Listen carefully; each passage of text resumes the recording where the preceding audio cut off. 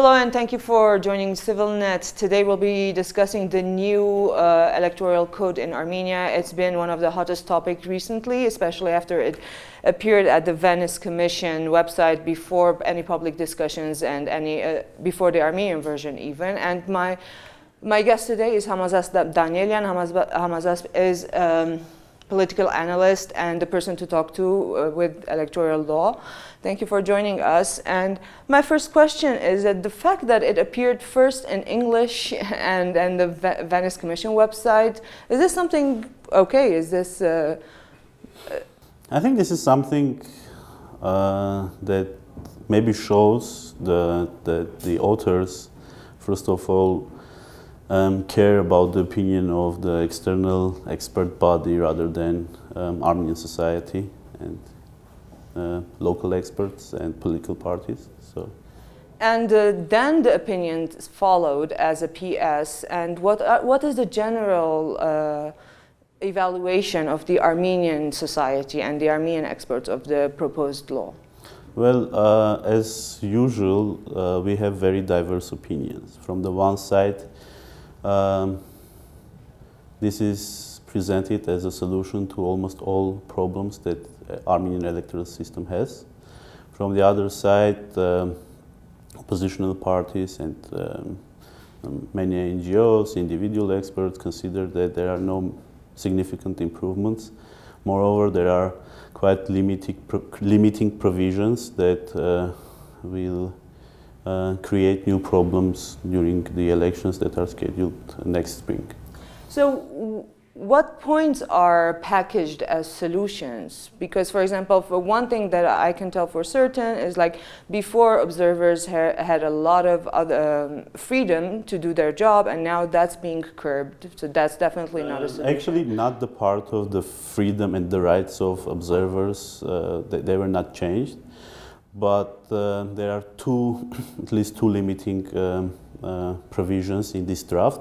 I should emphasize that this is yet draft and it is in the process of discussion, so some things might will still eventually change. So one of these limiting provisions is related to the maximum number of observers and media representatives in the polling stations. Previously there was no limitation on the number, now they included the number, and that is 8. And the other is the procedure how local NGOs would get the right to observe elections. Previously, all NGOs that are doing relevant job that is related to human rights, democracy, they basically automatically could do the work, observe the elections. Now they can do only if there is an invitation from 4 very specifically mentioned institutions, that is President of the Republic, President of or Speaker of the Parliament, Prime Minister, and Central Election Commission, that is the body that is administrating electoral process.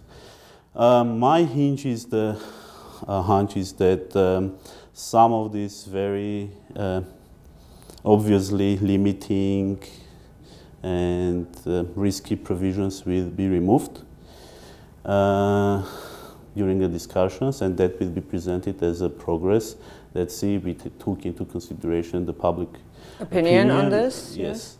But the problem is that the timing, we don't have enough time to discuss the document in details.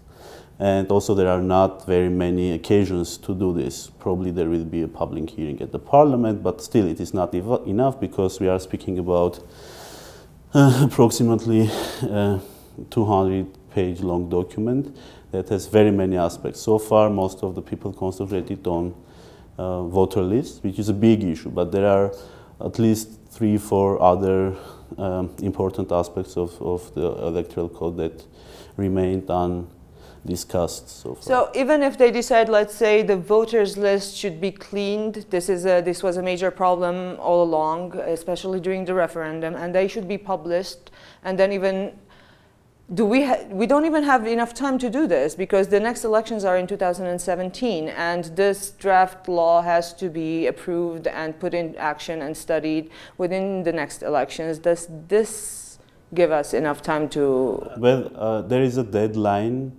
embedded in the amended constitution for the new electoral code to be adopted by June 1st. So we have like 3 months for discussions, and after its adoption there will remain another 9 or 10 months for implementation, which is depending in which version of compiling electoral voters lists we will adopt. There might be a chance to have a let's say cleaner, more valid voter list, because currently the issue is that and again we are concentrating just on the voter list, but the main issue is that we have a very big portion of the names that are in the list but are factually don't have the right to vote because they are absent from Armenia, and there is no out-of-country voting in Armenia except from diplomats, and maybe we should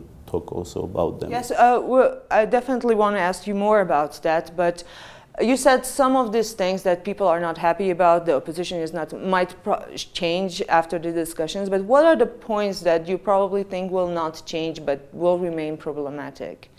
Again, I'm pretty much sure that the main problem that is having, I don't know, hundreds of thousands of names of people who can't vote, and which brings risk that someone else will use these names and vote instead of these people will not be tackled, because if we look into the whole process for the last decade and even more, this was one of the rare issues where always opposition demanded changes, and always parties that were ruling were keen to keep this existing regulation, and at different points they were making different justifications. Initially it was because European standards on secrecy of vote does not permit to publish the signed votes. Not the voter lists are published, but signed voter lists that reflect the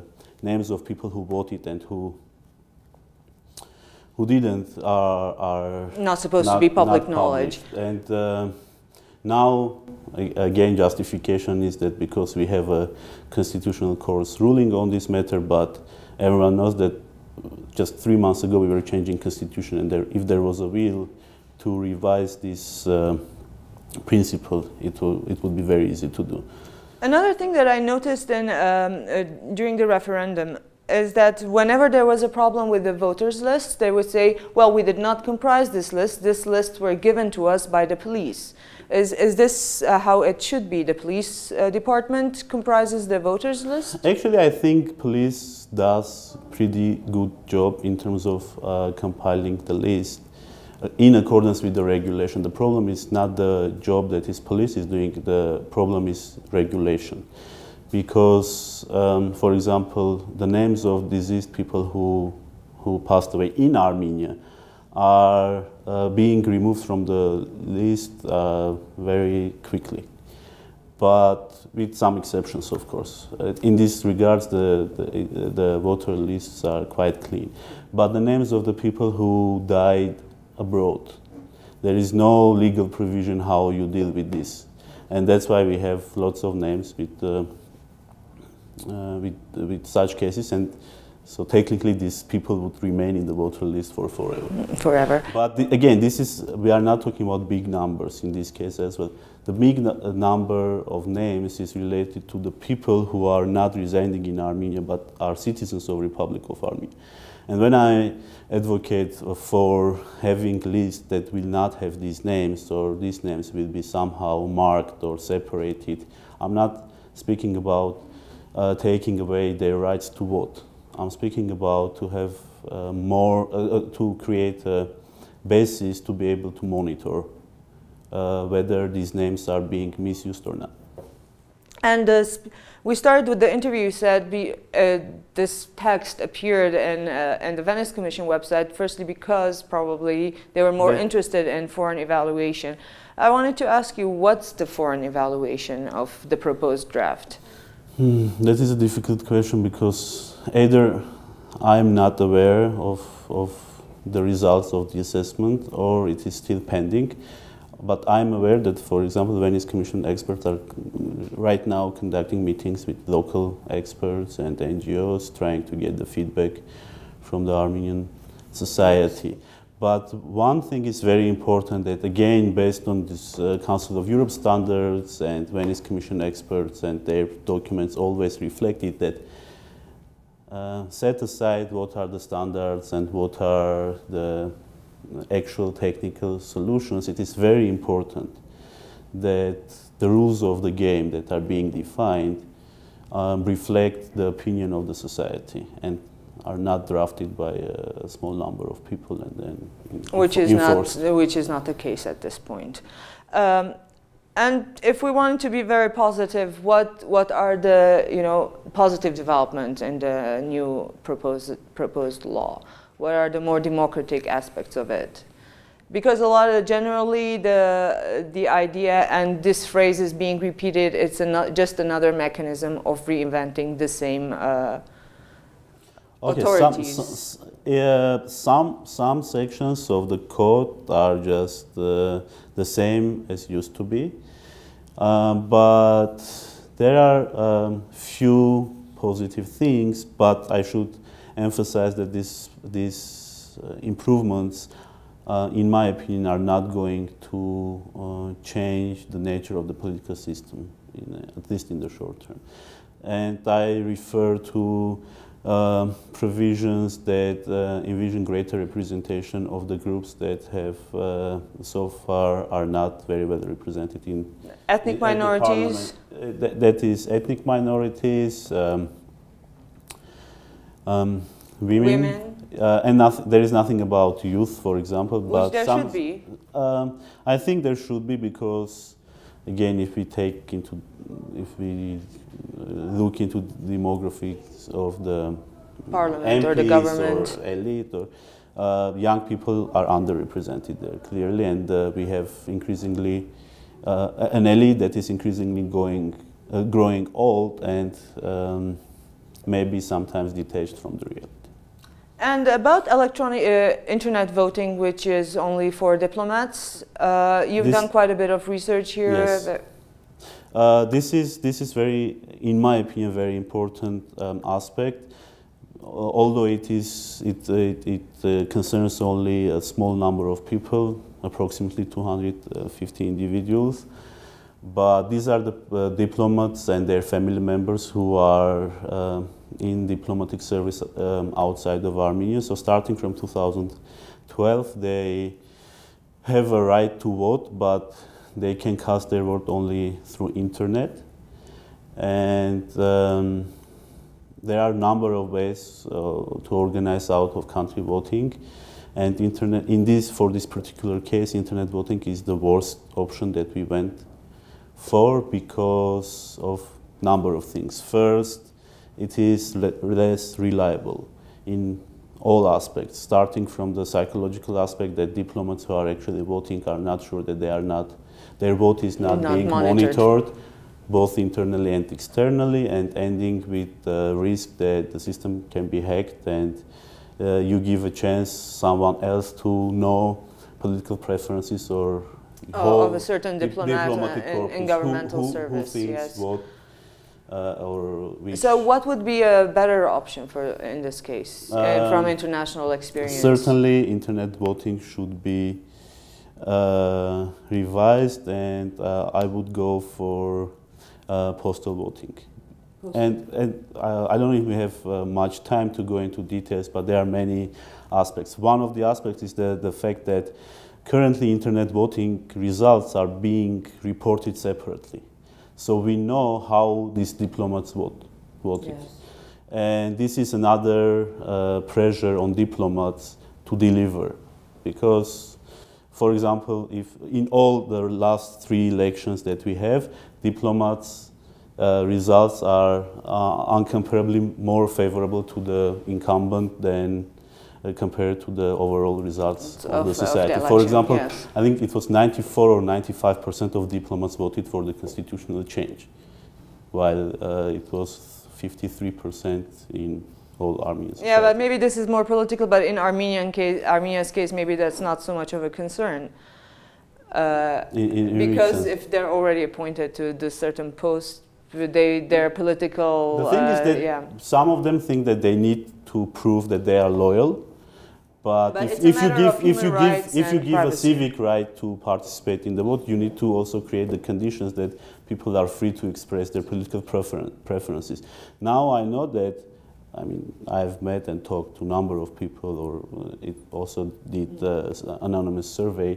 A big portion, more than half, either don't trust internet, so they are casting their vote over the internet, or they think that their results are being monitored and everyone or certain people can know how they voted. That's why they feel like they need to vote for certain parties or positions. And one last question, probably a bit of a general question. So there is a lot of Armenian citizens who are residing outside of Armenia who are still registered in their apartments in Yerevan, who are appearing in the voters lists here. So is the possibility of giving them internet voting possibility or voting from outside of the country being discussed, or should it be discussed? Actually, you are opening up a big topic for discussion. Actually, Armenia had out-of-country voting before the change of constitution in 2005.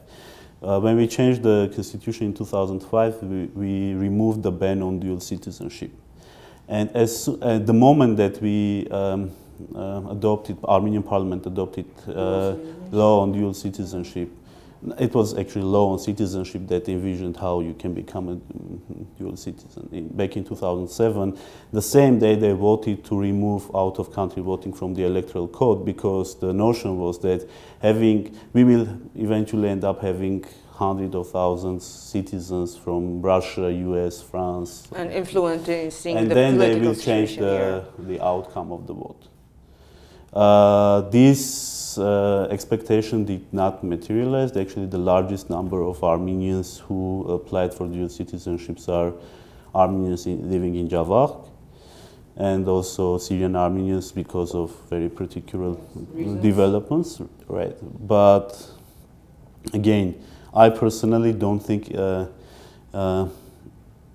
it is very important to give voting right to people who are not living in the polity, in any, not only in Armenia, because certain rights are coming after certain things when you pay taxes, and especially if you are aware of the politics and you are going to feel the consequences of your vote. It's very easy for someone to live in Glendale and cast the vote and then continue. Have big ideas of how things should be in Armenia.